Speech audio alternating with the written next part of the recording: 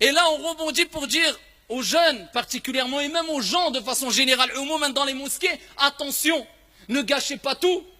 Quand vous sortez de Salat al-Tarawih et qu'il est très tard, vous savez qu'il est très tard maintenant, Salat al-Tarawih, ça va être à minuit pour certaines villes, un peu moins pour d'autres, et plus tard comme nous ici c'est presque minuit 20, très très tard.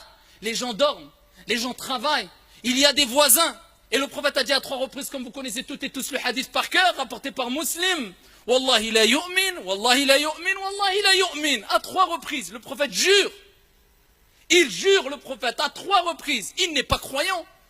Il n'est pas croyant. Il n'est pas croyant. Qui c'est cette personne? Jusqu'à ce que tu jures à 3 reprises. Celui qui ne préserve pas son voisin de son propre mal. Du bruit, des insultes, le fait de mal se garer, eh bien sache que le prophète a dit à 3 reprises, il n'est pas, c'est-à-dire il n'a pas complété sa foi, il a un khalal, une déficience grave dans sa foi. Bien qu'il puisse prier toute la nuit, jeûner toute la journée, faire des invocations, lire le Coran, eh bien ça reste quelqu'un qui a une déficience grave dans sa foi. Alors si tu gâches tout, ya Abdallah, en sortant à minuit et demi, quand tu sors de la mosquée, bah autant que tu restes chez toi, pour pas gâcher tout. Quand tu sors de la mosquée, Fansarif ya Abdallah, pars, prends la fuite, rentre chez toi, discrètement, parle doucement, c'est l'heure d'aller dormir, ou de faire qiyamul layl, ou de te reposer, et sache que même la meilleure des créatures, Mohammed alayhi salatu wassalam, avait un temps où il dormait chez lui le soir.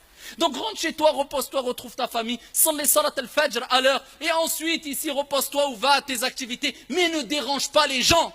Et je m'adresse aussi aux jeunes dans les cités, qui quelquefois ont tendance à rester très tard la nuit, pendant le mois du Ramadan, en attendant la prière de l'Fajr. C'est pas pour la prière de l'Fajr, mais pour la plupart, malheureusement, juste pour pouvoir manger encore un peu avant le Fajr. Et ils dérangent tout le monde, même en dehors du Ramadan, on le voit malheureusement. Et des gens qui se disent musulmans, avec tout le respect qu'on leur doit, et on sait qu'il y a un grand bien dans les jeunes de cité, et on ne le généralise pas, mais il y a toujours des petits groupes qui pensent que l'islam c'est une mode, et c'est une tenue vestimentaire, ou encore une barbe, ou un qamis, simplement ça se limite à ça l'islam, catastrophique.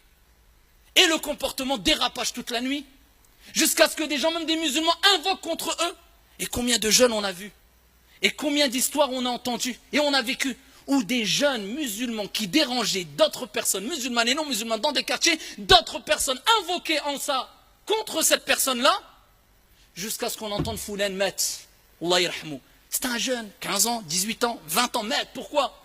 Et parmi les invocations qui ne sont pas rejetés, da'watul mazloum, celui qui est opprimé, tu lui fais une injustice, tu lui prives de son droit, tu le prives de dormir, de se reposer. Et maintenant on respecte que très peu les parents, je parle des jeunes dans les cités, et on pense que la religion c'est simplement une étiquette. On est loin de cette relation spirituelle qu'avaient les compagnons avec leur Seigneur. L'islam c'est husnul khuluq. Tu n'as pas husnul khuluq, tu n'as que très peu de l'islam. C'est le bon comportement. Tu dégages pas le bon comportement, te trompe pas, ya Abdallah, tu n'as que très peu de l'islam.